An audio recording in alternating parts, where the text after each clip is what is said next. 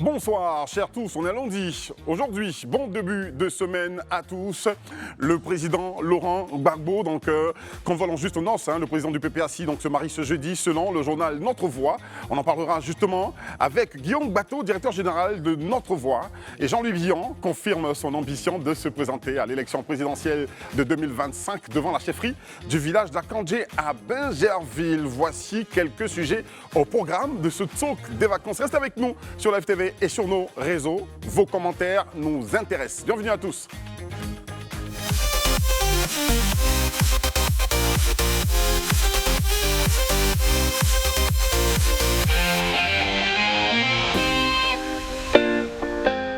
Belle semaine qui commence pour tout le monde chez nous ici donc à Live TV. On est en pleine forme pour vous servir pendant toute cette semaine de l'indépendance, bien sûr. Vous le savez tous, la Côte d'Ivoire fête son indépendance encore, une fois de plus. On est indépendant. Depuis combien d'années, vous savez? Depuis combien d'années? Chers amis, je vous pose tout de suite la question. 63 ans. Depuis 63 ans? Non, 64. Depuis 64 ans, vous êtes Pardon, bien. Bonsoir, chers tous. Comment ça va? Bonsoir. Ça va bien, Aïcha? Ça va très très bien. On m'a dit que j'ai la même frange que Chantal Goya ou Mireille Mathieu. Ouais. Je ne sais pas Chantal comment Goya. le prendre. Mais en tout cas, ça va très bien. Mais ce sont de belles femmes, Chantal Goya ou Mireille Mathieu. Tout à fait, non, là n'est pas la T'as une question. belle coiffe, là? Tout à fait, tout à fait. Super, ça va, ça t'a frustré? Non, du tout. mais je vais l'enlever bientôt. D'accord. Bonsoir chez vous et bonsoir à vous sur le plateau. Arnaud Goï, bonsoir. Bonsoir. Comment ça va? Oui, très bien. Surtout qu'on est dans le mois d'août, le mois de l'indépendance, de la naissance de ma mère et de ma naissance également. Très bien. Alors, comment ça va? Un chic mois. Il a dit quoi? Un chic mois. Un chic mois? Ben oui, absolument. Une célébration. Ouais. Bonsoir, Ça va bien, Rayana? Là-dessus. Ça va très bien. Ça va. Oui. Bonsoir à tous. Comment allez-vous? Répondez-moi en commentaire. C'est comme ça. Non, elle ne s'adressait pas à vous, en fait, c'est tous nos téléspectateurs qui sont fans de Rihanna, à qui elle parle. Comment ça va, très cher ami Gandhi Kuye? Ça va bien, ça se sent déjà.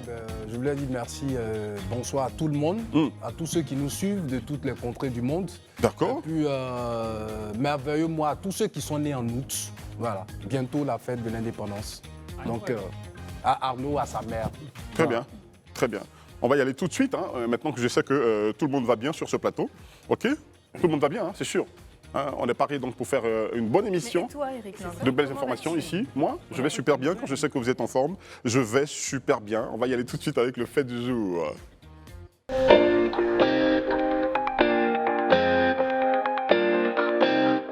D'accord. À Calmy, à l'université Houphouët-Boigny, donc la FESI a suspendu au discours du 6 août du président Alassane Ouattara. Donc la FESI dit qu'elle suspend son mot d'ordre de grève en attendant le discours du président. Donc elle espère que le président dise son nom dans son discours pour, arrêter donc toute velléité de grève ou toute autre manifestation à l'université de Cocody. Quels sont vos avis là-dessus? Je vais commencer par Arnaud. Je ne suis pas prophète, mais je suis presque sûr que le président n'en parlera pas. Je ne pense pas que ce soit une crise suffisamment majeure qui concerne toute l'école ivoirienne au point où ça nécessite un discours spécifique ou une mention spécifique du président. Il s'agit de 4 étudiants de... Certes, c'est malheureux, la situation de la FESI. Il ne s'agit pas d'une grève systémique qui paralyse complètement toute l'école ivoirienne. Donc pour moi, il y a peu de chances que le président en parle pendant son discours. Il y a peu de chance, Aïcha? Après, on ne sait pas, ça peut rentrer en ligne de compte dans un discours politique, mais bon, je suis d'accord avec, comme très souvent, assez d'accord avec Arnaud sur ce coup. Très bien. Gandhi Kuye. Bon, oui, le président peut en parler parce que s'il s'adresse à la jeunesse, en tous les cas, la FESI, c'est la jeunesse estudiantine, il peut en parler. Mais je veux dire qu'en l'état actuel des choses, pour une affaire qui est déjà au tribunal, en fait, l'exécutif n'a pas à s'immiscer dans tout ce qui est judiciaire, donc il n'en parlera pas. Mais il peut peut-être s'adresser à la jeunesse, donc on peut espérer. Voilà. Mais exclusivement à la FESI, je n'y crois pas.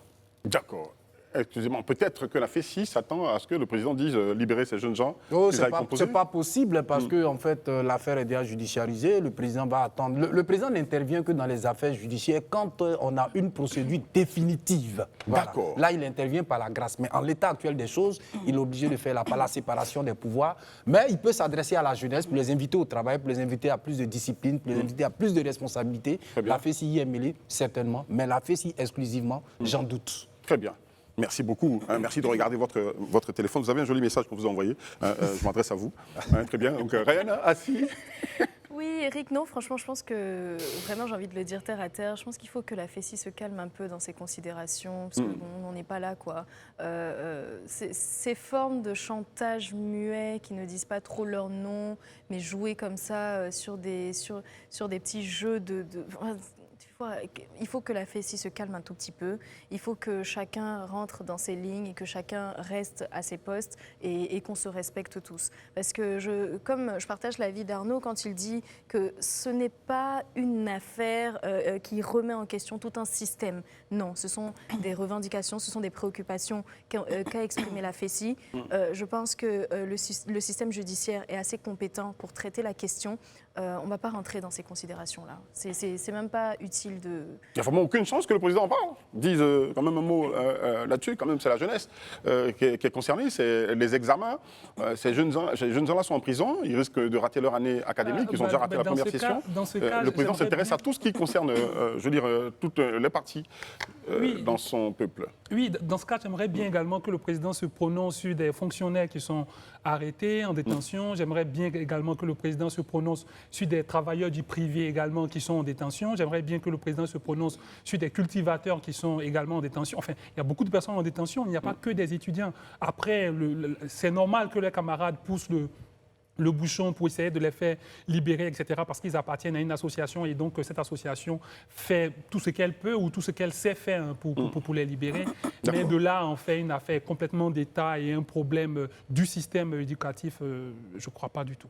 C'est ça, en fait, ce sera pas une prise de parole ciblée, s'adressant carrément à la FESI ou prenant une décision par rapport à ce qui se passe. Non, le président a l'habitude d'évoquer tous les sujets qui concernent la société ivoirienne, notamment la jeunesse, le système éducatif, tous les maux et tous les biens de notre société. Et c'est ce qui va se faire encore une fois. Après, je pense qu'on laisse quand même un libre arbitre au président d'estimer de l'importance de chacun des sujets. Et puis, on pourra décrypter et puis analyser ensemble comme on a l'habitude de le faire.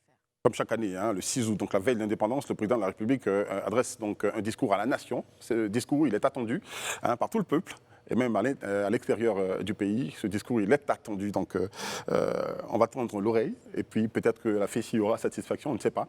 On va poursuivre, nous, de notre côté, notre émission avec le sujet donc, qui fait l'actu. Ça fait l'actu. On y va tout de suite.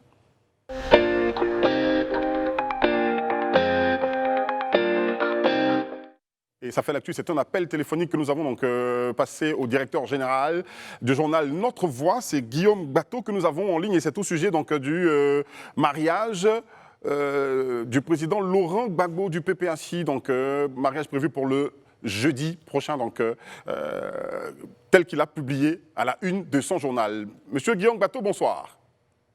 Bonsoir. Je suis Eric Landry, vous êtes sur Live TV, donc avec mes chroniqueurs. Nous vous disons merci donc d'avoir accepté de répondre à nos questions. C'est moi qui suis honoré. Très bien, très bien. Alors, quelle était la nécessité, on y va tout de suite donc, de plein pied, quelle était la nécessité pour Notre Voix de consacrer donc, sa une au mariage de Laurent Gbagbo? Laurent Gbagbo, vous savez que ce n'est pas un ordinaire. C'est un ancien chef d'État, longtemps travaillé en tant que militant politique. Si aujourd'hui les choses se passent bien pour lui, après son divorce controversé, et qu'il se marie, nous, c'est important d'informer toute la communauté ivoirienne, tout ancien président de la République, à convoler en juste à nouveau. Pour nous, c'est une information importante à donner à nos concitoyens, à nous associer aussi à ce joyeux événement, le président Laurent Gbagbo. Très bien. Alors, Monsieur Bateau, bonsoir. Je vais peut-être vous titiller un tout petit peu. Vous avez dit que c'était important d'informer toute la population ivoirienne de cet événement qu'on salue tous. On célèbre tous ensemble avec le cœur. Mais vous avez marqué dans le plus grand secret. Et puis ensuite, vous nous donnez le béret. Donc, on n'a pas compris. C'est un secret finalement. Non, ou il n'y a pas de béret. On a constaté que le président Laurent Gbagbo, c'est un chef de parti. Mais ce qui nous a un peu intrigué, c'est qu'une partie de sa famille n'était pas au courant. Ceux à qui on a parlé, pas au courant. Donc on a trouvé que c'était quand même... vous savez que le journaliste, c'est quand le train n'arrive pas à l'heure, ça devient une information. Un mariage, normalement, dans la communauté, c'est un jour pour tout le monde. Mais s'il y a une partie de la famille du président Gbagbo qui n'est pas informée, les militants apparemment ne sont pas informés. Bon, on a décidé de les informer, associés à l'événement heureux. D'accord. Vous publiez une affaire qui ne vous concerne pas. Quand vous dites ils ne sont pas informés, bon, on se demande... C'est le choix des convives. c'est peut-être le choix. On a eu des gens qui se sont mariés donc ici à Abidjan, en Côte d'Ivoire, et même peut-être ailleurs, qui se sont mariés dans le plus grand secret. Hein. Donc vous apprenez que les gens ne sont pas au courant. Quel intérêt encore pour vous, on vous ramène la question, hein, d'informer tout le monde? Est-ce que la famille a demandé que Guillaume Bato, donc via notre voix, informe de tout ce qui arrive autour du président Gbagbo, surtout son mariage? Décidé secret. Je suis journaliste, je fais mon travail. Quand je trouve une information, je la donne à la communauté. Voilà.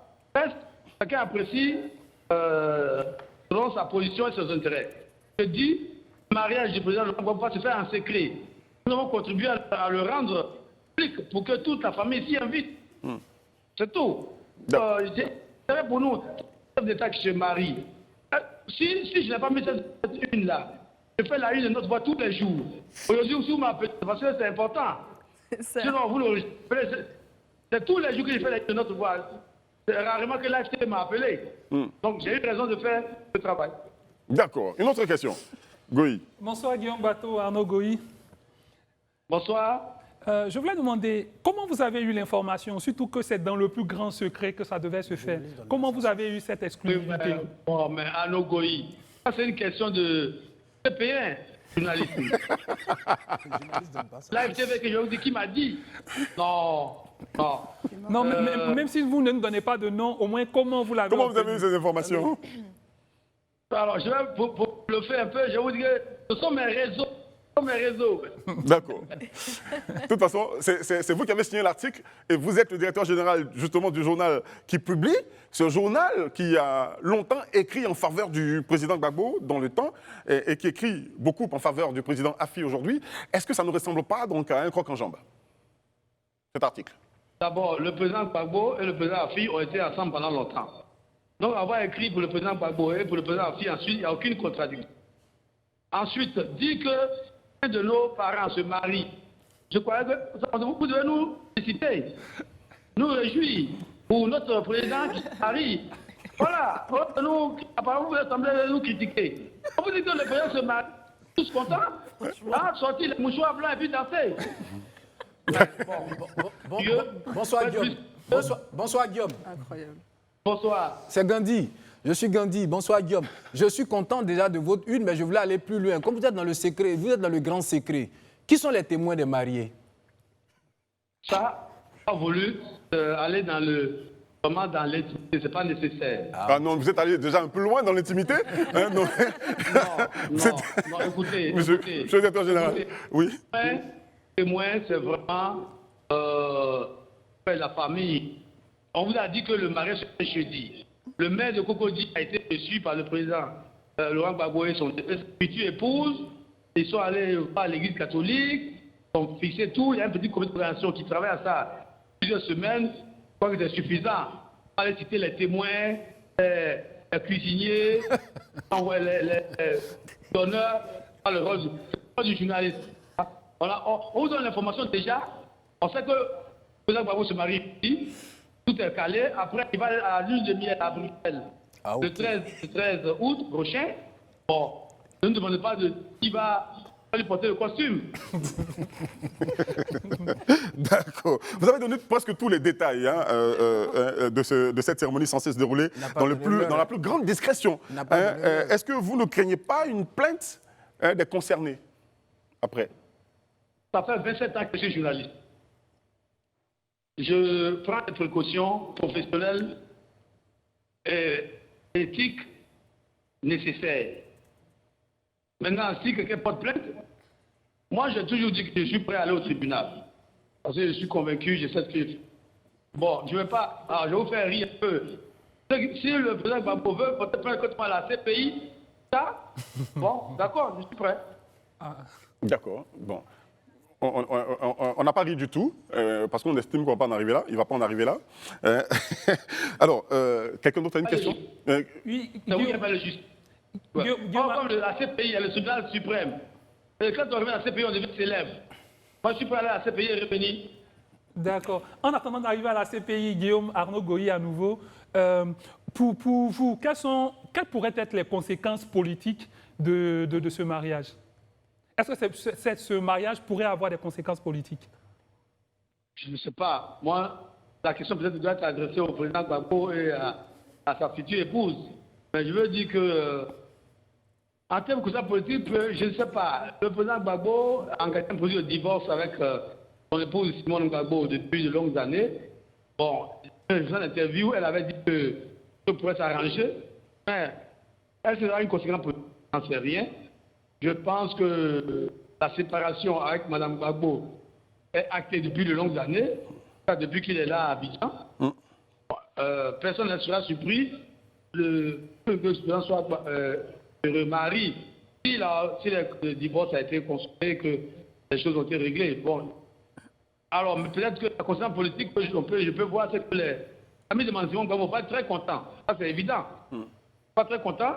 Et que peut-être que l'appel du président à Bonois à le rejoindre, les supporters de Mme Gbagbo ne seraient pas très heureux d'aller à cet appel. Peut-être. Mais bon, je n'en sais rien. D'accord. Alors, Pascal Affi-N'Guessan, cette dernière question quand même, avant de vous laisser partir.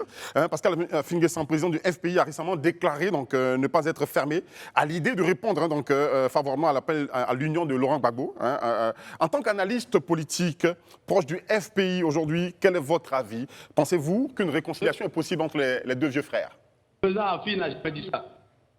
Le président Affi, depuis l'appel de Bonois, le président Affi n'a jamais pris la parole pour dire qu'il est prêt ou il n'est pas prêt.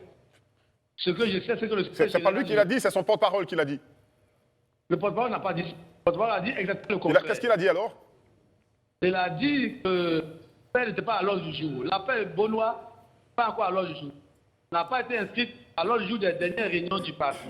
Et que, comprendre difficilement comment on pourrait répondre à l'appel à partir du moment où le président Gbagbo est déjà candidat.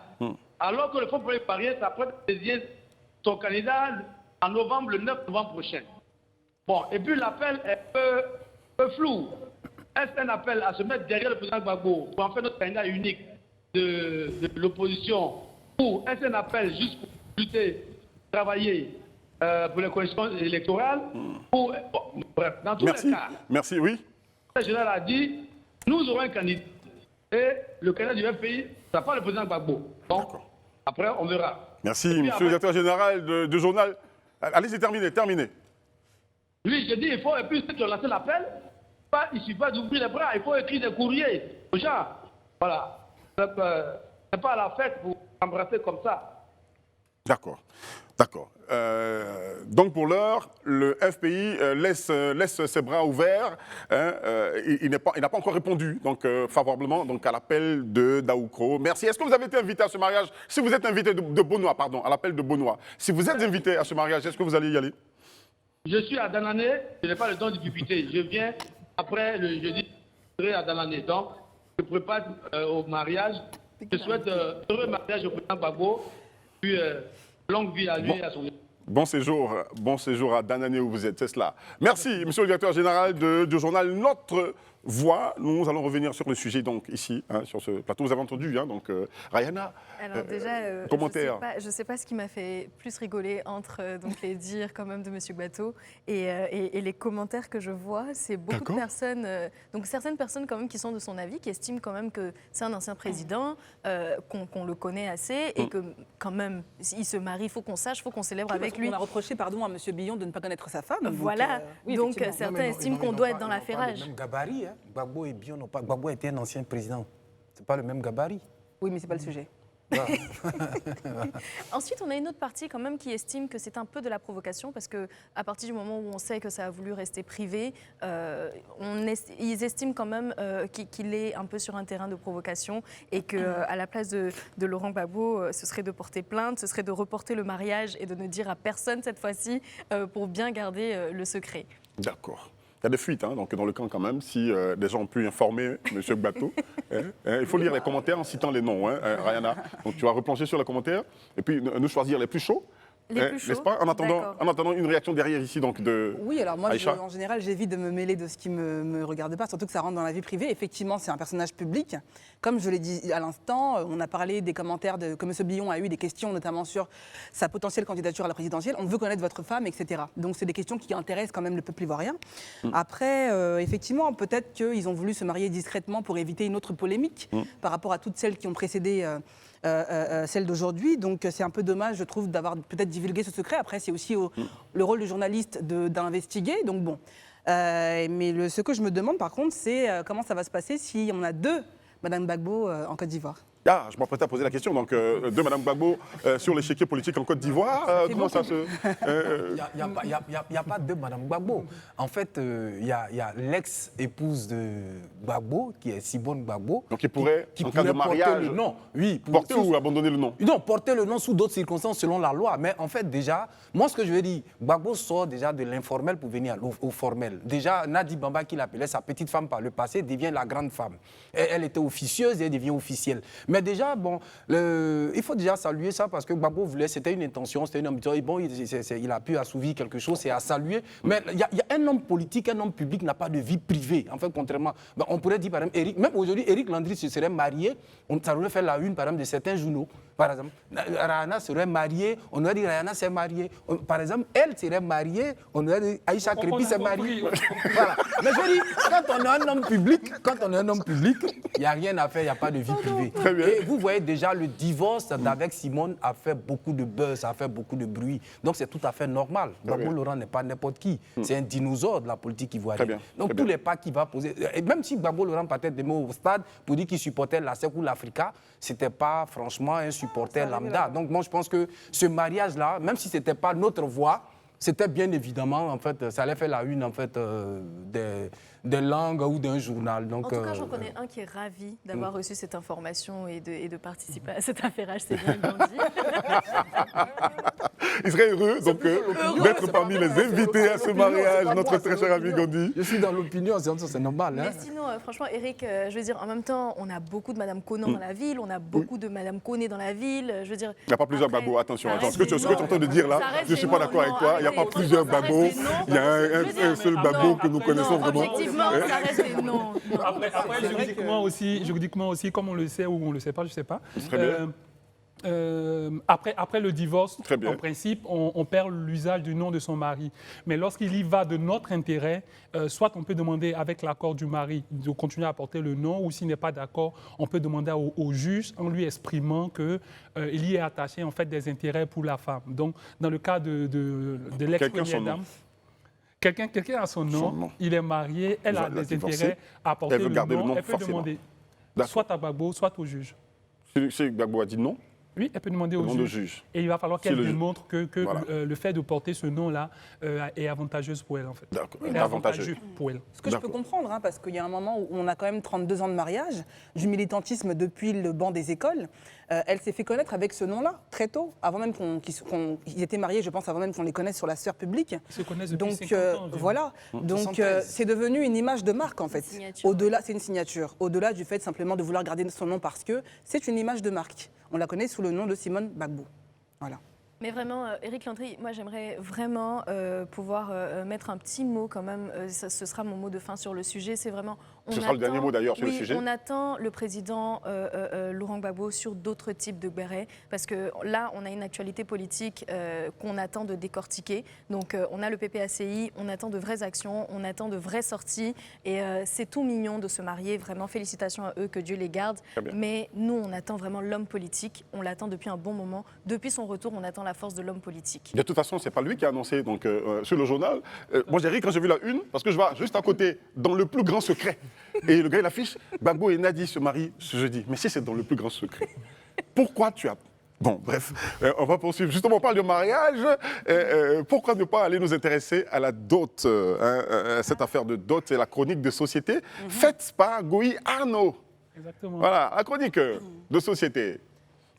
Si on ne l'annonce pas, on y va tout de suite. Oui, on y va tout de suite. On parlait de mariage, mais très souvent, le mariage est précédé de la dot.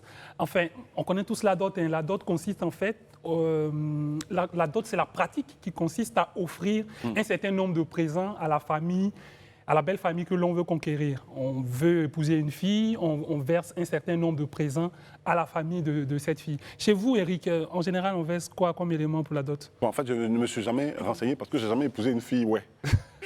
Mais votre famille, en général, quand vous recevez la dot chez vous? Bon, honnêtement, je ne sais plus. Franchement, je n'ai aucune culture à ce Bon, niveau. je peux te dire ce qui se passe Chez les BT, c'est comment? Non, c'est pas cher. Chez nous, c'est 25 000 francs. Mais je pense qu'on donne à la dimension de l'amour qu'on a pour la femme. Au moins. D'accord. Ouais, parce qu'aujourd'hui, la dot est devenue un effet de mode. Mais chez nous, en fait, c'est le respect et la considération en fait, qu'on donne. On pourrait même donner 2 milliards pour une femme. 5 000 francs. D'accord, Voilà. très bien. Donc, comme il a dit, en fait, on verse un certain nombre de présents. Ça peut être de l'argent, 25 000 francs Au moins. Hein. Mais je Et ne donnerai pas 25 000 francs pour Aïcha ou bien pour Rihanna. Hein.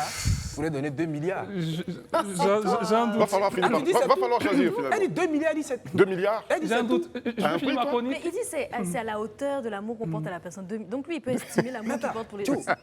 Je finis ma chronique. On va laisser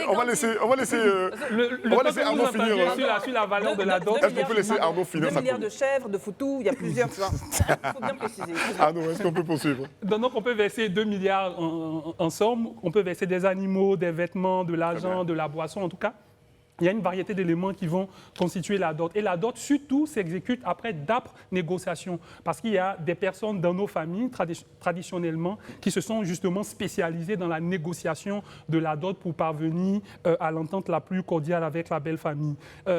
Troisièmement, la dot marque également l'adhésion de la famille. Parce que dans le mariage traditionnel, au-delà du consentement des futurs époux, c'est surtout l'adhésion et le consentement de la famille. Et la dot est toujours très présente, hein, parce que lorsqu'on regarde le recensement général de la population et de l'habitat de 2014, on se rend compte que près de 80% des mariages sont des mariages traditionnels et à peine 8,4% des mariages sont civils. Donc, pour dire que la dot occupe une place sine qua non, en fait, dans notre pays. Merci Arnaud. Alors, que dit la loi de la dot exactement? Qu'est-ce qu'elle dit, cette loi? Alors, la loi a varié. En 1964, on avait une loi qui interdisait la dot et qui pénalisait même la dot parce que la loi précisait, notamment ses articles 21 et 22, la loi de 64, que celui qui réclame la dot, la famille qui réclame la dot, le père, toute la famille, les intermédiaires, peuvent être passibles d'une peine de prison allant de 6 mois à 2 ans. Donc ça veut dire que votre beau-père et toute la famille, les acotos, ceux qui négocient, etc., en principe, devaient être punis entre 6 et 2 ans. Et il y avait une amende qui était assortie en fait à cette sanction, et l'amende était le double de ce que vous demandiez pour la dot. Si vous demandiez pour la dot 2 milliards, comme c'est le cas de Gandhi, à ce moment, l'amende était de 4 milliards. Donc vous vous rendez compte que... Oui, et la loi allait plus loin, puisque l'article 22 de la loi précisait que même l'époux et sa famille, ceux qui consentaient à verser la dot, eux également devaient faire entre 6 et 2 ans de prison. Donc, ça dit la famille, le père, la mère, la mariée, le mari et sa famille, tout le monde devait faire entre 6 et 2 ans de prison. Vous vous rendez très bien compte que la loi n'a pas forcément été appliquée. En 2019, elle a été abrogée par une autre loi. Donc jamais personne n'a été condamné. Donc, à ma connaissance, j'ai aucune affaire, en tout cas aucun arrêt qui précise que des personnes ont été condamnées pour avoir versé la dot. Donc finalement... Même ceux qui ont voté la loi ont doté leurs femmes. Les magistrats. Qui va condamner qui? C'est ça. Et donc finalement, la loi a été abandonnée en 2019 sans précision. C'est-à-dire que l'élément qui pénalisait la dot a simplement été supprimé, mais la dot n'est toujours pas un élément constitutif du mariage, en tout cas au sens du droit positif. Si on vous a doté seulement et qu'après on vous a laissé, hein, ou bien en cas de décès de l'époux, vous n'êtes pas propriétaire, il n'y a pas histoire de communauté de biens ou de séparation de biens. Tout à fait, parce qu'il n'y a pas d'autres communautés, d'autres séparations. Ce qui va générer justement ces droits-là, c'est le mariage. Peu importe le régime qu'on va adopter, mais c'est le mariage qui va créer ces droits-là. Ne vous contentez pas de doter enfant des gens, il faut vous marier, il faut aller à la mairie. Exactement. Et si on se rend compte, justement pour finir avec la chronique, si on se rend compte qu'il y a tant de problèmes juridiques, vous voyez qu'il y avait une loi de 64 qui a été remplacée par une loi de 2019, c'est justement parce que la dot vis-à-vis de la conception moderne du mariage pose plusieurs problèmes. Le premier problème, c'est la subordination au présent. est-ce qu'on doit ériger les différents présents qui sont versés à la famille comme éléments constitutifs du mariage, comme déposer extrait de naissance, etc., qu'on dépose à la mairie? Est-ce que ça doit être des conditions? Il y a ce premier problème. Le deuxième problème, c'est la consistance. Même si on veut considérer ça, on se base sur quoi? Surtout que les éléments de dot varient d'une ethnie à l'autre et d'une région à l'autre. Et puis finalement, le problème le plus important, c'est le consentement. Parce que le mariage suppose le consentement des deux époux. Or, la dot suppose le consentement des deux familles. Donc, est-ce qu'on s'arrête au consentement des familles, au consentement des époux? Donc, on se rend compte que, finalement, dans le doute, le droit a, dans un premier temps, interdit et puis, finalement, a simplement dépénalisé. D'accord. Alors, quelle solution pourrait-on trouver donc, pour réconcilier le droit et la dot? À mon avis, la première chose à faire, c'est de mettre à contribution la Chambre des rois et chefs traditionnels de Côte d'Ivoire. Ils ont justement pour mission de faire la promotion de nos traditions, de nos valeurs, et c'est un chantier intéressant pour eux. Il faut bien sûr associer à cela des sociologues, des juristes, des anthropologues, etc. Mais je pense que véritablement la solution la plus indiquée serait de légaliser toute forme de mariage. Parce que quand vous voulez vous marier aujourd'hui, vous faites la dot, vous vous mariez à la mairie, et puis après, vous vous mariez à l'église ou à la mosquée. Donc, vous avez trois formes de mariage. Le mariage à la mosquée n'est pas reconnu, la dot n'est pas reconnue. On doit simplement laisser la possibilité aux différents époux de choisir la forme du mariage qu'ils veulent. S'ils veulent se marier à la mairie, à la mosquée, à l'église, verser des éléments de dot, peu importe, mais ce n'est pas au droit de dicter comment la cérémonie doit se passer. Je pense que le droit doit juste s'arrêter aux conditions du mariage, à s'assurer qu'il y a des témoins, à s'assurer qu'ils ont signé le registre d'état civil. On improvise quand même un oui ou non sur ce qu'il a dit, le dernier point. Doit-on permettre Doit-on légitimer toute forme de mariage? Toute forme de mariage. Tout à fait. Doit-on permettre? Oui, d'accord. Oui pour Rayana, non pour Gandhi, et oui pour Aïcha et Arnaud. D'accord. Non, Gandhi, pourquoi non maintenant? Pourquoi non, Gandhi? Ça, là. Rapidement. Mais moi, je pense que la Côte d'Ivoire a décidé d'être une république, un pays en fait laïque. Là où il y a une multiplicité de religions, je pense qu'on veut faire un. Et quand on soupèse, je pense que c'est le président Houphouët-Boigny par le passé, après ce qu'il a constaté, vu les effets que la dot pouvait donner en fait à la pluralité de nos coutumes, puisque nous avons plusieurs coutumes, nous sommes un peuple qui a plusieurs coutumes avec plusieurs ethnies. Il fallait trouver en fait un qui pouvait en fait contenter tous les peuples. Voilà. Je pense que là où il peut y avoir un consensus pour éviter assez de palabres, bon, je pense qu'il fallait carrément arriver à dépénaliser la dot. Mais moi, ce que je veux dire, là, on a plusieurs religions dans notre pays. On a les musulmans, on a les chrétiens, on a les animistes. Si chacun devait aller selon son rythme, selon sa coutume, il allait avoir problème. On se retrouve tout. La dot, aujourd'hui, la preuve, elle est dépénalisée. On peut faire la dot, mais on dit aux uns ou aux autres que la dot n'est pas reconnue comme un élément constitutif du mariage. Au mariage voilà. civil, Donc moi, c'est exactement ça. je suis pour, en fait, que la dot soit dépénalisée. Merci. Chacun peut y aller selon son rythme, mais en fait, il y a une loi qui est unique et on y va. Merci Voilà. Gandhi, je te rejoins dans le nom en fait. Hein, je te rejoins. Donc, tout le monde, on s'en va à la mairie. Allez vous marier à la mairie. Hein, c'est la loi. Il faut se soumettre, aux lois du pays. Pour le moment, Nous tous, on fait le seul mariage reconnu, c'est le mariage civil. On va avoir l'occasion de revenir sur ce sujet. Hein, on va y aller tout de suite pour la vidéo du jour qu'on va regarder ensemble. La vidéo du jour.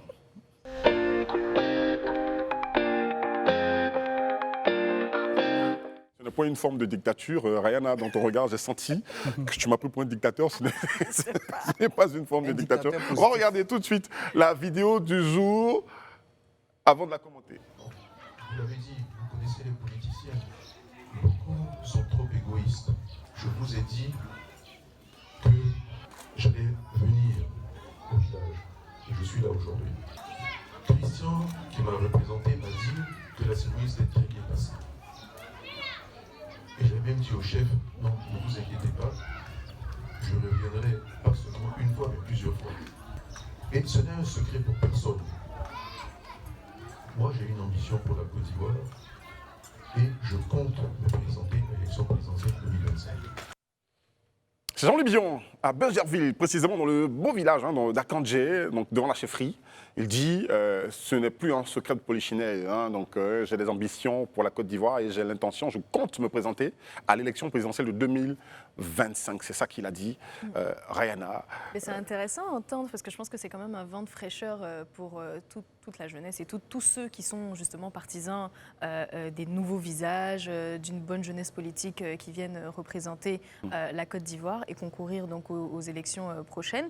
Après, il n'a pas précisé, donc est-ce qu'il se présentait en indépendant, est-ce qu'il se présentait sous l'écharpe du PDCI, quand on sait qu'au PDCI en ce moment, on pressent quand même une certaine candidature de Tidjane Thiam. Donc on attend de voir, mais pour le moment, ça fait du bien à entendre, je pense. D'accord. Tout le monde le savait déjà. Comme il l'a dit, ce n'est pas un secret de polichinelle. Donc, vous savez, j'ai des ambitions pour être président donc, de la Côte d'Ivoire. Gandhi...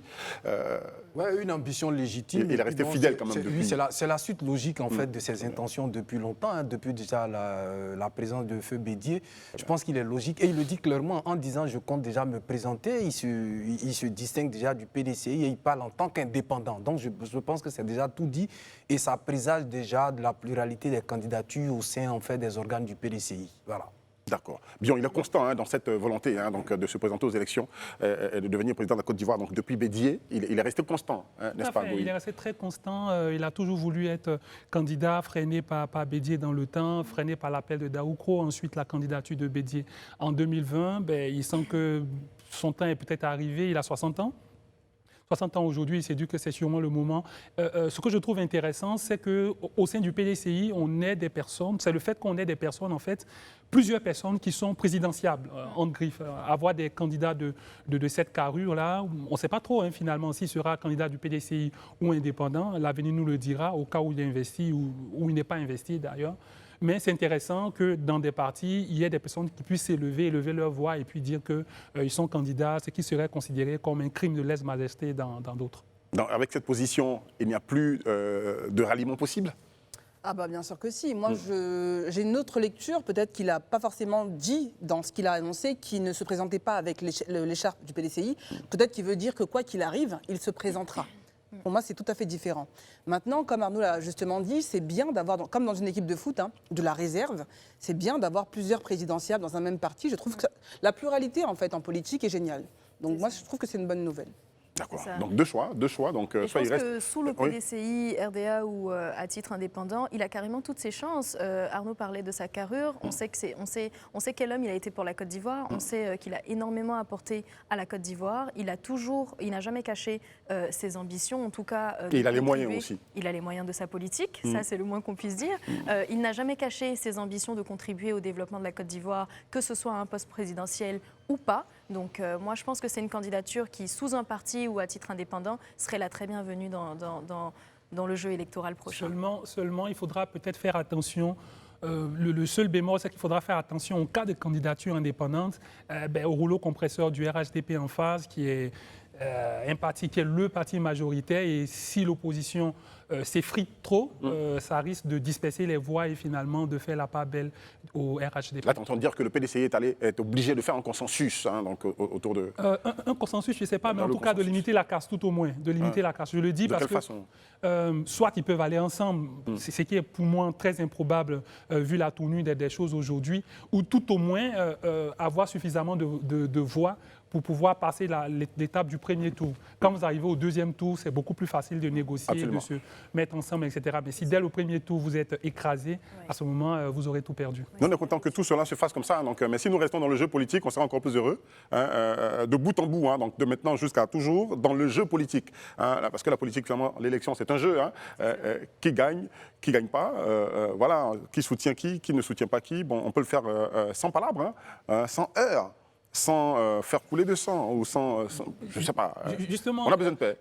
Justement, sur l'aspect ludique de la politique, je me souviens quand, justement, en fac de droit et en cours de sciences politiques, on nous enseignait l'une des fonctions des élections, c'est justement la fonction ludique. Parce qu'il y a des concerts d'artistes, il y a des discours qui sont trucs, il y a de la fête, etc. Donc, il y a un aspect festif, en fait. Il doit y avoir un aspect festif dans les élections. Absolument. Et je trouve dommage que dans notre pays, chaque fois qu'il y a ça va changer. Je pense que cette année, ce sera comme ça. Ce sera la fête. Ce sera différent, on va faire des concerts partout. Mais bon...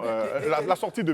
Tu vois, oui, dis-moi. En fait, le PDCI, c'est le parti démocratique, comme on le dit. Donc, je pense que la démocratie est en train de s'observer, régner, donc c'est applaudi. Et là, à travers le PDCI, il faut inviter en fait tous les autres partis en fait germer ces consciences-là qui ont des intentions de vouloir être candidats. C'est ça. Parce qu'on a dépassé la Côte d'Ivoire des pères fondateurs. On arrive à la Côte d'Ivoire des constructeurs. Aujourd'hui, il y a des éveils de conscience partout. Les consciences s'élèvent. Il faut laisser les gens s'exprimer et il faut aller aux élections primaires comme ça se fait dans des grands pays développés pour choisir le meilleur. Parlons d'élections primaires. Est-ce que ce n'est pas une sorte de pression que Jean-Louis Billon met sur le PDCI? C'est de bonnes guerres. C'est de bonnes guerres. En fait, il se donne tous les moyens parce qu'il s'est dit, déjà, il a refusé de rentrer dans le bureau de Thiam, ce qui est normal. Il est en train de dire, bon, j'ai des idées, en fait, j'ai les moyens, je suis capable d'être président de la République. Qu'est-ce qui reste? Il doit vendre, comme l'a dit Rihanna tout à l'heure, qu'est-ce qu'il propose pour les Ivoiriens? C'est là que nous attendons les politiques. Qu'est-ce que vous nous proposez au juste? Au lieu de dire, bon, voici votre vie intime. Aujourd'hui, on attend, qu'est-ce que vous proposez pour la Côte d'Ivoire? Qu'est-ce que vous proposez pour l'école? Qu'est-ce que vous proposez, en fait, pour tant de choses, pour l'économie? C'est là qu'on attend. Donc, c'est là qu'on attend Jean-Louis Billon, en fait. Et justement, la spécificité, c'est que l'annonce n'a pas été faite sur un média international, n'a pas été faite lors d'un meeting du parti, etc. Mais ça a été fait lors d'une visite dans un village. Il avait été invité par la chefferie lors de l'intronisation du chef. Il n'a pas pu y aller, donc il est allé pour s'excuser. C'est en cela qu'il a tenu le discours. Et je trouve ça très, très original parce que j'ai jamais vu, en tout cas ici en Côte d'Ivoire, j'ai jamais vu une annonce de candidature faite dans un village, etc. C'est très original. C'est très original. Merci à tous. Donc on va prendre la pause. Je vous permets de boire un peu d'eau, boire du café. À tout de suite. Comme on est de retour sur notre plateau du Talk des vacances, merci de rester avec nous. Vous êtes nombreux à réagir sur nos réseaux sociaux sous le direct de cette émission. On est content de lire à la pause vos commentaires qui nous font pouffer des fois de rire. Merci de rester avec nous et de nous transmettre la bonne humeur. Bon, nous pensons que nous aussi, on vous transmet la bonne humeur. Donc l'équipe est toujours là avec moi. Et puis on a deux invités qui nous ont rejoints donc, sur ce plateau. Donc on va dire les invités du jour. On y va tout de suite. Premier invité, c'est bien M. Ibrahima Diabaté, président du Conseil national des jeunes de Côte d'Ivoire. Bonsoir, M. Diabaté. Bonsoir, monsieur, et merci de m'avoir invité. Tout l'honneur est pour nous. Merci d'avoir accepté de venir sur notre plateau. C'est un plaisir. Voilà. Et puis, l'honorable Olivier Akoto, député de Daoukro, il est commissaire général du Festival international de la culture et des arts de Daoukro, en abrégé FICAD. Bonsoir. Bonsoir. Merci, honorable, d'être ici avec nous sur ce plateau. Un plaisir pour moi aussi d'être avec vous. Merci. Très bien, très bien. Je m'en vais tout de suite vous poser la question de savoir. Je veux dire, ça va faire le premier FICAD sans le président Bédié à Daoukro. Comment, dans quelle atmosphère vous organisez aujourd'hui ce festival? Je voudrais avant tout propos avoir une pensée pieuse pour la mémoire de notre illustre disparu, le président Henri Konan Bédié, qui était un grand mécène de la culture ivoirienne, qui était la haute autorité morale du FICAD, du festival. Et donc, nous venons de faire la levée de deuil. Et c'est pratiquement le premier FICAD qui se fera sans le président Henri Konan Bédié.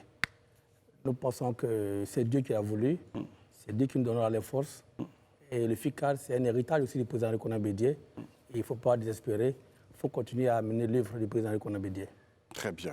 Et puis, à notre second invité, aujourd'hui, la question que je vais vous poser, c'est quel apport, et c'est à vous deux, cette question, quel apport de cette jeunesse aujourd'hui dans la célébration du 7 août prochain, donc de l'indépendance de la Côte d'Ivoire? D'accord, vous me donnez donc l'occasion de m'exprimer sur les activités qui seront menées en marge donc, de la commémoration du 64e anniversaire de l'indépendance de notre beau pays, la Côte d'Ivoire. Alors, l'année dernière déjà, donc, il est bien de préciser qu'il y avait des activités qui étaient prévues, des panels, des rencontres avec des autorités, des rencontres d'échange entre décideurs et jeunes. Mais en raison donc du fait que le président Henri Konan Bédié a été arraché donc à notre affection, les activités avaient été donc suspendues. Pour cette année, ce qui est retenu, c'est que demain déjà, donc à partir de 7 h, les jeunes leaders d'organisations de jeunesse, société civile, partis politiques, pouvoir et opposition, seront réunis donc à Bassam. Au niveau donc de la plage, d'abord une action sociale donc de nettoyage de la plage, mais également de l'hôpital général Le Grand Bassam. Après quoi, vous savez mieux que moi que notre pays a été frappé de plein fouet en mars 2016 par l'attentat de Grand Bassam. Donc il y aura donc des pots donc, de gerbes de fleurs donc, en la mémoire de tous nos illustres disparus. À côté de cela, à partir donc de 10h, il y aura un panel entre les FDS parce que le thème de cette année réunit aussi bien les forces de défense de sécurité, les jeunes autour des questions de responsabilité citoyenne et d'engagement. Donc il y aura ce panel-là pour communier autour de ces questions très centrales et qui peuvent rendre beaucoup plus en plus dynamique donc l'avancée de notre pays. Et puis à 14h, il y aura un match qui opposera donc les jeunes. Quand je dis les jeunes, c'est aussi bien les organisations de jeunesse de la société civile, de partis politiques, mais également les anciennes gloires du football, des personnalités bien connues du monde de la culture, des influenceurs qui formeront toute une équipe pour affronter les FDS. Et je précise au passage que ce match de football va se tenir donc dans les 5 grandes villes de notre pays, Abidjan, Bouaké, Yamoussoukro. On aura l'occasion de revenir sur tout le programme, hein, donc vous avez tout le temps avec nous. Vous êtes à notre émission jusqu'à la fin. Ça me fait plaisir déjà. Merci. On renvoie la même question quand même à l'honorable. Hein. L'apport de la jeunesse dans la célébration des 64 ans d'indépendance de la Côte d'Ivoire. D'abord, 64 ans de vie d'une nation, quand même, c'est assez considérable. Je pense que les jeunes doivent comprendre qu'il y a 64 ans de cela, la Côte d'Ivoire était indépendante. Et donc, nos anciens et nos dévanciers ont eu à porter ce pays. Donc, il faut s'inspirer de tout ce que nos dévanciers ont eu à porter comme contribution pour l'édifice de la Côte d'Ivoire. Et donc, c'est dans le souvenir de ces pionniers que nous devons projeter l'avenir. Donc, nos jeunes aujourd'hui doivent comprendre qu'on est jeunes, certes, mais il faut s'inspirer de ce que nos anciens ont eu à mener pour porter véritablement cette Côte d'Ivoire qui a besoin encore véritablement d'aller de l'avant. Très bien. Et vous faites le FICAD 3 jours après la célébration donc, de cette indépendance, avec une thématique particulière quand même. D'où est venu ce choix, la thématique? Il faut dire que le FICAD, d'abord, c'est un événement culturel de référence, inscrit en Côte d'Ivoire depuis 18 ans maintenant, sans interruption. Et cet événement a lieu chaque année pendant la période pascale. D'où le thème Pakino, le Pakino obligé, le Fika et Daoko.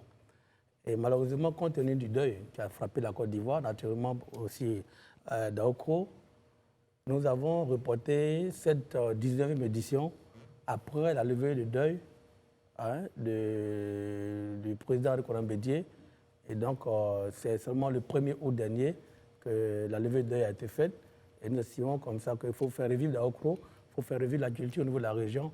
Et donc, nous avons projeté cette 19e édition 10 au 17 août prochain. Voilà pourquoi la date a été décalée, dont l'appellation le FICAD, Pakino décalé. Ah d'accord, voilà. Très bien. FICAD, Pakino décalé. J'aimerais demander à l'honorable, au bout de 18 éditions quand même, est-ce qu'à un moment on n'arrive pas à bout de souffle de cet événement? Comment est-ce qu'on fait pour donner un vent de fraîcheur à l'événement? Quelles sont les innovations qui sont prévues pour cette édition? Naturellement, il faut dire d'abord que c'est la conviction, la passion d'apporter une contribution à la promotion de la culture en Côte d'Ivoire, à la promotion du brassage des peuples et des cultures. Et donc il y a toujours quelque chose à créer encore, à initier, pour motiver davantage encore tous ces festivaliers qui viennent des 4 coins de la Côte d'Ivoire. Et donc, chaque année, il y a une innovation. Cette année, par exemple, l'innovation majeure, c'est le grand concours des chansonniers traditionnels. Les chansonniers traditionnels, vous voyez aujourd'hui, vous entendez parler de Bon Sens, Tigre Sidonie, il y a les chansonniers au niveau de l'ouest de la Côte d'Ivoire, du sud de la Côte d'Ivoire, du nord et autres. Donc, ces chansonniers seront mis à contribution pour, n'est-ce pas, détecter les meilleurs qui vont bénéficier des productions discographiques. Ça, c'est innovant pour cette édition. Et donc, on peut dire que chaque année, nous avons une marque spéciale qui attire davantage ces festivaliers. D'accord. Voilà. Une autre question, Goui? Oui, moi j'ai une question. 64 ans, c'est presque l'âge du président Thiam, c'est presque l'âge également de Jean-Louis Billon, qui d'ailleurs a choisi justement ce mois d'indépendance-là pour annoncer sa candidature. Comment le PDCI vit ça? Bon, là, je suis là en tant que commissaire général du Festival international. Honorable, vous êtes député. On aimerait quand même. C'est l'actualité. Je suis sur le plateau en tant que promoteur culturel, député que je suis. Vous êtes député. Et voilà, député que je suis. Ce serait bien que le député se prononce. Général de mon festival. Et donc, je pense qu'il y aura 2 tribunes où je pourrais venir pour débattre. C'est la bonne tribune. Non. On en profite en même temps pour avoir le mot. Après le festival. Le festival, c'est un événement culturel qui fédère toutes les forces vives de la Côte d'Ivoire. Et donc, donnons-nous un peu quand même le temps de contribuer au brassage, à la cohésion de tous les Ivoiriens. Et quand on vient au festival, Il n'y a pas de distinction des partis politiques, il n'y a pas de distinction des religions, et il n'y a pas de distinction. Laissez la culture fédérer les Ivoiriens. C'est ça notre mission aujourd'hui. Après la politique, la Côte d'Ivoire est une et indivisible. Et les Ivoiriens doivent être ensemble. Aussi, la culture doit être le socle de cette mission. Mais honorable, c'est un peu contradictoire parce que moi, je fais partie de cette jeunesse ivoirienne. Bien sûr. Vous rendez hommage donc, au président Henri Konan Bédié, qui, on le sait, était donc, très actif à la tête du PDCI. Cette jeunesse ivoirienne fait partie de cette société que vous appelez à ce festival. Et je pense que la question d'Arnaud vient justement vous demander votre observation sur ce qui se passe concernant le PDCI. Ça vous permet d'enlever la casquette même d'honorable au simple citoyen, donc donner son avis sur... Si la casquette vous dérange, on peut... Vous voyez que le président Bédié est un homme d'État, était un chef de parti politique, mais le président Bédié est au cœur de ce festival en tant que mécène de la culture ivoirienne. Nous avons pris le soin de visiter une dizaine d'artistes de renom en Côte d'Ivoire qui ont fait des témoignages époustouflants. Le président Bédié a apporté une contribution de l'échiquier culturel en Côte d'Ivoire. Et donc c'est cette valeur que nous voulons ressortir. Et c'est ce Il y a le héritage Bédié politique également. qu'on connaît, le Bédié homme d'État qu'on connaît, mais le président Bédié a été une icône en tant que mécène de la culture ivoirienne. La preuve, j'étais dernièrement, à peine 2-4 jours, j'étais avec Aïcha Koné, qui a fait des révélations, des témoignages depuis Washington, ce que le président Bédié a eu à apporter dans sa vie, et après a eu à apporter à l'endroit de plusieurs artistes en Côte d'Ivoire. Donc, le président Bédié est un amoureux des arts de la culture. Nous voulons révéler cela. Nous voulons que les Ivoiriens sachent qu'au-delà du politique, le président Bédié était mordu de la culture. C'est sur ce plan que nous partons. Bon, honorable, moi je suis... On aimerait que M. Diabaté réponde à la même question, très certainement. Donc, on a vu la sortie de Jean-Louis Billon donc, à Bingerville, dans le village d'Akandje, affirmant qu'il sera candidat donc, aux élections en 2025. Quel commentaire vous faites? Non, bien avant le commentaire, vous permettrez d'aller jusqu'au bout, parce que je pense avoir été donc interrompu tout à l'heure. Dans le programme? Dans le cadre donc, des activités, des festivités. C'est pourquoi là, d'ailleurs. C'est pourquoi je suis présent d'ailleurs. Vous êtes en association? Vous êtes en train de tout éviter là, en association pour nous éviter? Soyez-en sûrs, je n'éviterai pas la question. Mais permettez que, en tout cas, je déroule donc les 2 dernières activités qui restaient. Donc après donc, le panel entre les autorités et les jeunes, nous aurons droit donc à une marche au flambeau autour de 18h, puis l'activité se soldera par un concerto qui sera offert donc, par les plus hautes autorités de notre pays. En ce qui concerne la candidature donc, du ministre Jean-Louis Billon, qui a été annoncée, comme vous l'avez dit récemment, dans une localité de la Côte d'Ivoire, je pense que les ambitions sont légitimes. Pour moi, on ne devrait pas se limiter. Tant qu'on se sent capable d'apporter un plus, parce que ne vient en politique que toute personne qui a un plus à apporter. Et je pense qu'en annonçant sa candidature, certainement, le ministre Jean-Louis Billon a estimé qu'il avait, au regard de son expérience, un plus à apporter. Après, 2025, ce n'est pas loin, les Ivoiriens décideront. D'accord. Et de votre côté, on attend une affirmation de candidature pour le moment. Pour moi, Ibrahima Diabaté? Non, au niveau du RHDP? Moi, je ne suis pas du RHDP. Je suis président du Conseil national des jeunes de Côte d'Ivoire. C'est la fêtière de toutes les organisations de jeunesse, aussi bien en politique que politique. Au sein du Merci Conseil, pour la précision. Permettez, au sein du Conseil, nous avons des représentants du PDCI, du PPACI, des représentants du FPI qui y siègent. Et donc, quand on vient, on parle d'action de développement. C'est vrai que les partis politiques y sont, mais ils apportent leur grain de sel dans la mesure de leur possible. Maintenant, après, si c'est une recommandation qui m'encouragera certainement à m'engager en politique, peut-être que je noterai cela. Et vous y êtes peut-être un peu déjà. Tu feras un choix à ton porteur, pas maintenant. Lorsqu'on finira certainement le FICAS. On vous a déjà dit que vous avez des airs du ministre Mamadou Touré? Je pense que non, j'oserais pas cela. Mais il faut reconnaître que le ministre Mamadou Touré a une grande influence sur moi. J'ai été chargé d'études du ministre Touré Mamadou. Et je pense que c'est quelqu'un qui m'a confié des dossiers. Et je pense que son ardeur au travail, son goût acharné, en tout cas, m'ont véritablement touché. Je dois affirmer que c'est vraiment un exemple pour tout jeune qui veut travailler et qui veut réussir, en tout cas. Très bien. Bon, M. Diabaté, bonsoir. Bonsoir. Je dirais, Monsieur le Président, je dirais, qu'est-ce que je dis? Qu'est-ce que vous siez? Tout dépend de vous. Hein? Bon, moi je veux savoir, je vais faire un peu de fiction. Déjà, bientôt, c'est le 7 août. En tant que président de jeunesse, de toute cette jeunesse-là, si vous aviez un message à dire au président de la République, qu'est-ce que vous alliez dire en fait en termes de préoccupation, doléances, du direct devant le président Ouattara? Non, je pense que les préoccupations, lorsque le président de la République a bien voulu décerner 2023, dédier 2023 à la jeunesse, les préoccupations ont été relevées, retracées et portées au gouvernement. Et je pense que c'est ce qui s'est soldé d'ailleurs par l'adoption du programme jeunesse du gouvernement 2023-2025. Et les préoccupations pourraient se cibler autour de 3 grands axes. Je pense que c'est l'entrepreneuriat, à côté de ça l'amélioration du bien-être des jeunes et les questions de civisme et de citoyenneté. En ce qui nous concerne, pour l'instant, ce que nous faisons, c'est de mettre un comité totalement indépendant pour suivre les engagements du gouvernement qui ont été pris depuis que le président de la République a décidé de passer à échelle dans ce qui concerne donc les programmes d'insertion des jeunes.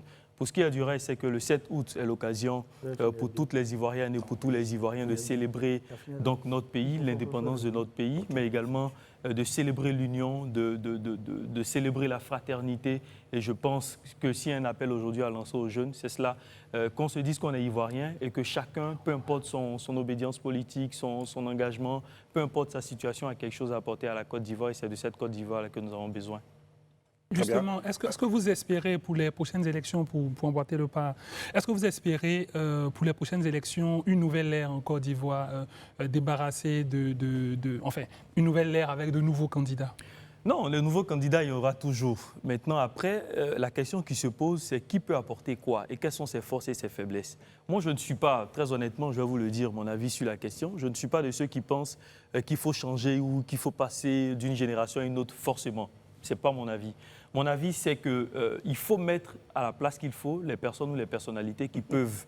Et donc, je pense que quand j'échange également avec mes pairs sur le terrain, c'est ça, c'est ce qui nous intéresse. Comment faire pour que dans les 5, 10, peut-être 15 années à venir, on atteigne le plein emploi en Côte d'Ivoire? Comment faire pour que des écoles essaient donc de fuser de partout en Côte d'Ivoire? Comment développer les infrastructures? Tout le reste, c'est qui a la tête, qui n'est pas à la tête. Je pense pour moi, c'est des détails. J'espère un jour pour mon pays, quelqu'un de plus jeune à la tête. Non, moi, ce que j'ai dit, c'est que, vous savez, excusez-moi, il y a des jeunes qui ont de l'expérience et qui peuvent contribuer. Mais il y a aussi des personnes qui ont de l'expérience, mais qui ne sont pas jeunes.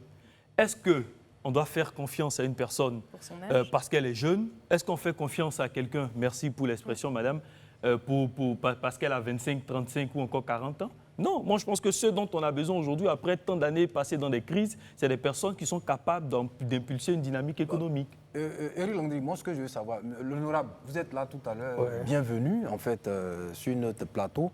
Vous avez tout à l'heure voulu éviter en fait la casquette politique, mais vous savez qu'on ne peut pas vous avoir 2 fois, donc on profite. Voilà, donc je veux profiter en fait de cette occasion. C'est très bien. Voilà. Le PDCI, votre parti, en fait, à la recherche de la reconquête du pouvoir qu'il a perdu depuis 1999. Et il y a Jean-Louis Billon, tout à l'heure on l'a dit, qui est membre de votre parti politique, qui déjà s'exprime en fait pour la présidentielle qui veut être candidat. Est-ce que c'est l'expression de la démocratie à votre niveau? Et vous, déjà, en tant que député, quel est votre mot là-dessus de cette ambiance qui règne dans votre parti? Écoute, je précise que je suis là dans le cadre d'un événement culturel. Vous voulez absolument que je parle de politique. Mais vous êtes un député. Je suis d'accord, mais c'est la qualité, en fait. On dépend de l'actualité sur le plateau. Au moins, c'est pourquoi je suis là. Mais d'une pierre deux coups. Notre frère, le président de la jeunesse, Ibrahim. Bon, là, il est entré dans les 4 membres dans la politique. Hein. Bon. Moi, je vais vraiment vous dire que je suis membre du PCRDA, et beaucoup de fierté d'honneur d'ailleurs. Nous avons un président qui a été élu de manière démocratique au sein du parti, qui est le président Tidiane Thiam, qui tient le bateau PCRDA avec de l'espoir. Et le PCRDA est un parti démocratique et qui est structuré. Nous avons une convention qui s'annonce. Au cours de cette convention, le candidat du PCRDA sera désigné et c'est celui qui va être désigné qu'on va suivre. Très bien. Je me limite à ça. Très bien. Voilà. Et pour le moment, on a un président qui travaille correctement et qui est en train de restituer le parti, qui donne encore l'espoir au-delà même du parti à tous les Ivoiriens. D'accord. Donc nous estimons qu'à temps opportun, après la convention, vous allez voir ce qui va se passer. Bientôt, on va dire... C'est le président du parti, du PCRD est invité, le président du PPAC est invité, le président du RHDP est invité, tout le monde est invité au FICA parce que... est invité aussi? Il est du PCRDA. Donc, les présidents sont invités. Honorable, nous sommes à quelques jours... Tous les membres des différents partis politiques sont invités. Nous sommes à 2 jours, on va dire, du discours du président, de l'adresse du président de la République à la nation. Quels sont les points sur lesquels vous attendez le président? vous voulez absolument me détourner de ce pourquoi je suis là. Non, pas forcément, on parle de tout sur ce pour plateau. ça, je veux dire simplement que le président de la République, c'est le président de tous les Ivoiriens.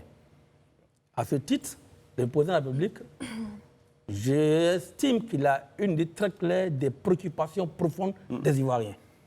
Donc j'attends que des réponses appropriées soient données aux préoccupations des populations vivant en Côte d'Ivoire.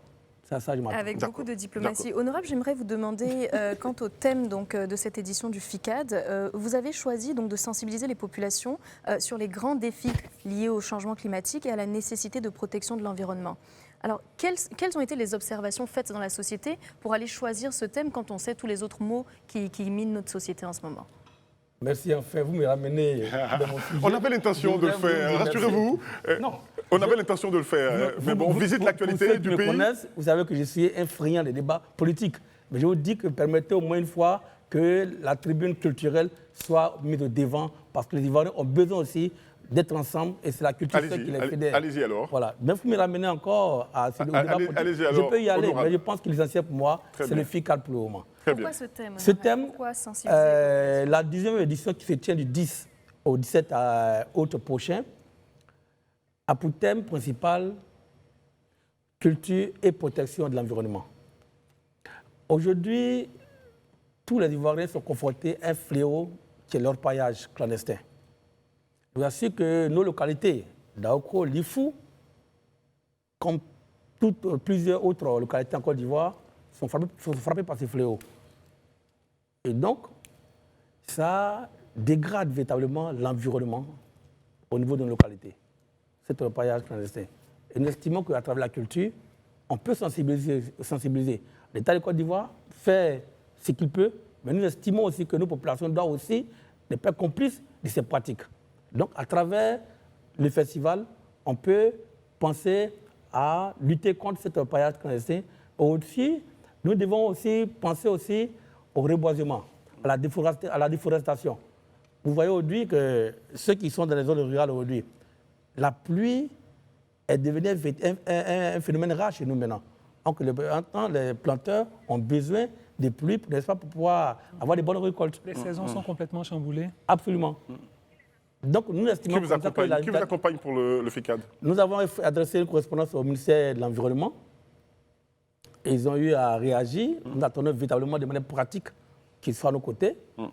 Et nous aussi, nous attendons aussi au niveau des eaux forêts aussi qu'ils soient à nos côtés. Parce que nous estimons que le changement climatique, les menaces au niveau de l'environnement, c'est une affaire de tout le monde. Et nous profitons de cette tribune-là pour sensibiliser nos populations quant aux méfaits de la déforestation, quant aux méfaits des feux de brousse, quant aux méfaits de l'orpaillage clandestin, et qui aujourd'hui mine nos régions, et détruit nos flores et détruit nos faunes aussi. Très bien. Voilà. Alors, du 10 au 17 août, donc c'est bien la 19e édition du Festival international de la culture et des arts de Daoko, un festival commercial et gastronomique, dansé, chansonnier, traditionnel, journée scientifique et sociale, soirée de beauté, de mode. C'est une belle fête qui va se dérouler à Daoko. On viendra vous soutenir. Alors, est-ce qu'on peut avoir les grands points, les grandes articulations de votre célébration de ce 7 août? Oui, bien entendu. Donc, on aura d'abord des actions d'embellissement de nos plages, une action civique de nettoyage de l'hôpital général de Grand Bassam. Après ça, un panel FDS, autorités et jeunes, donc au niveau de la commune de Grand Bassam. Un match de football entre les jeunes, donc qui opposera les jeunes d'une part et d'autre part, donc les forces de défense et de sécurité.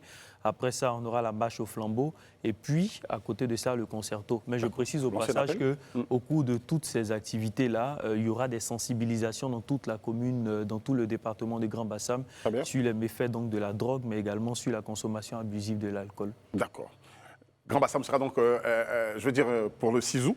Demain seulement, Grand Bassam sera la destination donc, de tous les jeunes Ivoiriens. Il faut y aller donc, pour participer donc, à cette fête, jouer au football, participer à ces matchs de gala et puis faire la fête avant le 7 août de l'indépendance de la Côte d'Ivoire, la célébration de l'indépendance de la Côte d'Ivoire. On a fini, merci d'être venu sur notre plateau. Je peux ajouter, je vais dire que cette 10e édition est passée sous l'égide du ministère de la Culture, la ministre François Remarque, présidée par le ministre Foufana et parrainée par le maire de Yamsoukro, maître Kwame Kwasi Patrice, qui est le parrain de cette 10e édition. Et nous avons des grandes pointures comme VDA qui commence l'ouverture du FICAD avec un grand concert live le samedi 10, suivi de Kadim le dimanche. Nous avons Bébé Philippe qui sera avec nous. Nous avons Adeba Kona, qui est aujourd'hui la coqueluche, la musique traditionnelle baoulée, qui fera une grande soirée là-bas. Dommage au président Kona Bédé. C'est du très beau monde qu'on va avoir. On va aller à Daouko, ça va être chic. On va aller à Daouko. On est derrière vous, on arrive. On vient à Daouko pour faire la fête. Pas qu'ils nous décaler. On viendra faire la fête, n'est-ce pas? Merci, c'est vraiment gentil. On ira faire la fête. Merci. Merci. On a fini, on a terminé là. Merci beaucoup d'être venu sur notre plateau. Merci donc d'avoir regardé et d'avoir commenté bien sûr notre direct. On prendra plaisir à se retrouver demain même. Merci beaucoup. À très bientôt. Shalom. Oula.